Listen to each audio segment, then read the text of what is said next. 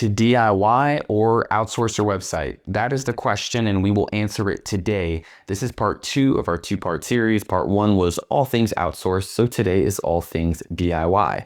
Enough chit chat, let's get juiced. All right, let's talk pros for building your own website. The most obvious one is you're going to save a shit ton of money. All of the DIY website builders have tiered pricing plans with options for all budgets, and since you aren't having to hire anyone, instead of spending thousands of dollars, you'll more than likely spend a few hundred between paying for your preferred platform, your domain, and your hosting provider.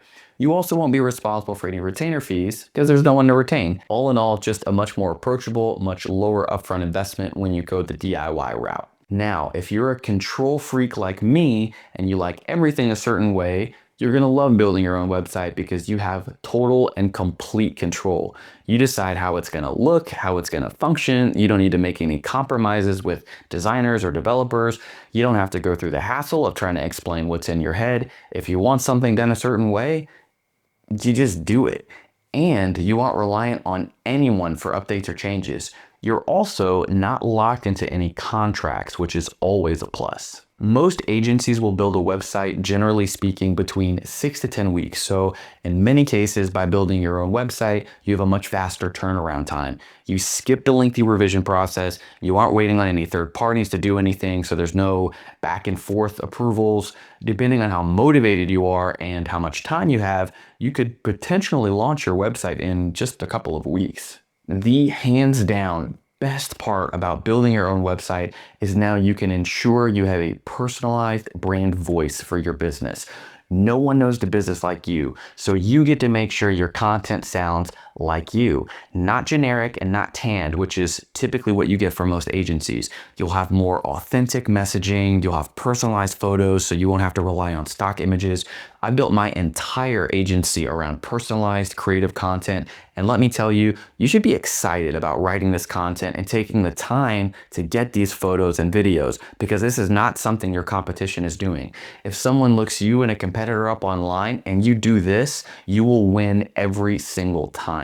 Now, you're probably not building your own website because you just want to learn a new skill, but a nice byproduct of going the DIY route is gaining some technical knowledge. You gain experience with website design, SEO basics, website management, all of which can help with other aspects of marketing for your business. Now, I think it's good to have a basic level of understanding when it comes to website functionality, and it's kind of like that in life. You know, I have a drill, a tape measure, a hammer in my garage, so I don't have to call someone every time I need to put up curtains or hang something up on the wall. It's just nice to be able to make those easy changes and adjustments without having to rely on somebody else. I've hyped up building your own website quite a bit, but there are some downsides. So let's talk cons.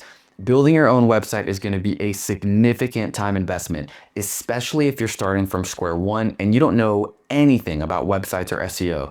There could be a pretty steep learning curve here because you're having to learn how to build a website while you're building your website.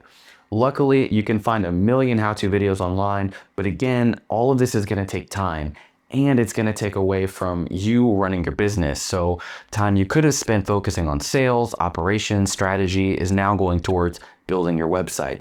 Obviously, this is short term, but definitely something worth considering, especially if you already feel like you don't have enough time in the day to do what you need to do. If you are building your own website, unless you have prior website experience or access to someone with website experience, you are most likely going to run into some design and functionality limitations. Most people do not have an eye for what looks good or aesthetically pleasing on a website. Now, you might think you're an outlier, but you probably aren't. So your website might look a little amateurish. It's pretty obvious the people that build their own websites versus the people that work with a company, but that's just something that comes with the territory. As for functionality limitations, unless you're working with WordPress or a more technical website builder like, say, Webflow, you're going to run into restrictions on what you can customize, especially when it comes to advanced features. Sites like Wix and Squarespace rely on templates primarily. That's what makes them more DIY-friendly platforms, but you just won't have the customization options that you might with a more robust but not as user-friendly website platform.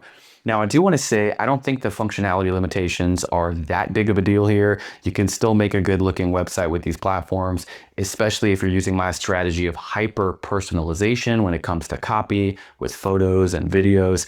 At times, it's almost helpful to be in the box that these platforms put you in, because if you have too many options when it comes to customization, you can just get lost in the sauce. I'm not a big car guy, but I think this is a good analogy for this next one. If you're about to race someone, you can have the best looking car on the planet, but what's more important is what's under the hood. Same thing goes for your website. Maybe you do manage to make it look incredible, but if it's not properly optimized, it's not going to show up in the search engines and no one's going to see it.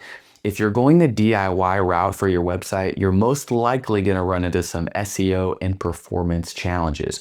A lot of DIY websites are not super well optimized for SEO out of the box, which means it's going to require some extra work to rank for specific searches.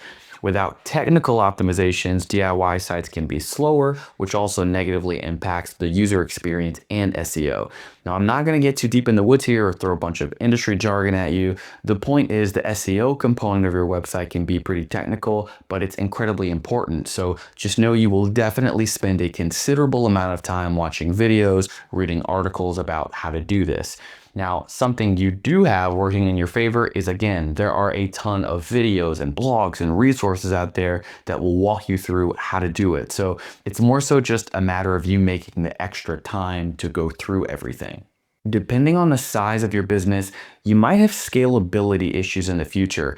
If you end up needing custom functions like booking systems, membership areas, something like that, you might outgrow a DIY platform fairly quickly, and it can be difficult to migrate your site to other platforms in the future. Now, this is something that you should be aware of, but I'm not going to make a huge deal out of it. I work with primarily small to medium-sized businesses, professional services, service area businesses, and as they grow, their websites really aren't changing very much, at least to the point where we have to rebuild it on a totally different platform. So this is more so me just being thorough than me saying this is something that will definitely happen to you. The final con, which is really more of a consideration, are the security and maintenance responsibilities that now fall on you.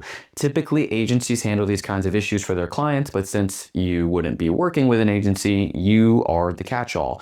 Unless you're using WordPress, you don't have to worry about plugin updates if you're using one of the other popular website builders like Squarespace or Wix. It's also possible to bundle in your domain and hosting with those platforms, so your annual renewal should take care of any updates, which should be fairly minimal. Having said that, if your website got hacked, you just have to figure it out. Again, not something that will probably happen, but it does happen, so make sure you have a plan if it does. At the end of the day, a website is an investment, and like any investment, you just want to be smart about it, whether you DIY or outsource it. If you're tech savvy, have time, and only need a basic website, the DIY route could be a great option. But if you need an extremely professional, high-performing website that drives traffic and conversions, you probably want to hire that out. Okay, that's all I have for you today. If you have a topic you want me to cover in a future video, let me know in the comments below. I love doing these videos. I love sharing knowledge. If something I say or advice I can give makes a difference for you or your business, that gives me the warm fuzzies. Now you know. Until next time.